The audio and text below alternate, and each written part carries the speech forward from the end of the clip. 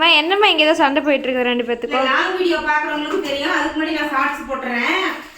ஏ பாப்பா, தொட்டியாப்பட்டி கோயில் போகும்போது இது போட்டா ஆசையா இருக்குன்னு மட்டும் போட்டா நல்லா இருக்கும், எனக்கு அது பிடிச்சிருக்குன்னு சொன்னேன். ஆனா வாங்கி கொடுன்னு சொன்னியா? பூ மார்க்கெட்ல போய் 1/2 மணி நேரம் பூ வாங்கிட்டு வெளியே வரும்போது 1/2 மணி நேரத்துக்கு மேல ஆயிடுச்சு இல்ல. வெளியே வந்து வண்டி எடுக்கும்போது எங்க அடுத்து எங்கன்னா வீட்டுக்குன்னு சொன்னா, அப்ப என் வாயில என்ன வச்சிருந்தியா? கொலக்கட்டையா இல்ல கோமால படுத்திருந்தியா? அப்படியே பாலை ஏறின உடனே ஆக்சசரிஸ் ஷாப்பு கூட்டு போங்கன்னு இதுதான் வேணும்னு சொன்னா என்னவா? அடுத்து என்னதான் அந்த கடை போய் டக்குன்னு எனக்கு வாயில வரல, கோவத்துல இருந்தா எனக்கு வராது, அந்த கடைக்கு கூட்டிட்டு போன்னு சொன்னான். ஏன்டான்னு நான் கேட்டேன். ஒண்ணு இல்ல சும்மாதான் கடையில வேணுமா. அப்புறம் நாங்க துருவி கேட்க நான் மாட்டிக்கிட்டு போறதுக்கா?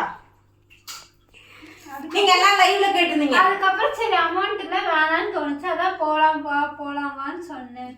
அதாவது அமௌண்ட் இருக்கு இல்ல எனக்கு வேணான்னு தோணுச்சு, நான் அப்புறம் என்ன அப்பதான் நீ நிப்பாட்டி இருக்கணும். நீ வந்து லாங் வீடியோ எடுக்கும்போது நான் கேட்டேன், நீ வாங்கி தரல. நான் சொல்லுறேன். அப்ப நாங்களும் சொல்லுவோம். எனக்கு புரியல. நீங்க லைவ்ல கேட்டிருந்தீங்க யார் இந்த விஷயத்துல யாரு பிடிக்கும்ட்டு. நிரு வந்து என்ன வேணுமோ நம்ம கோவப்படுறோமோ கோவப்படலையே அவ கேட்டுருவா. ஆனா இந்த அம்மனி என்ன பண்ணுவாங்க தெரியுமா? அம்முக்குறத்தி மாதிரி கோமாலப்படுத்துக்கு மாதிரி அமைதியாவே இருப்பா.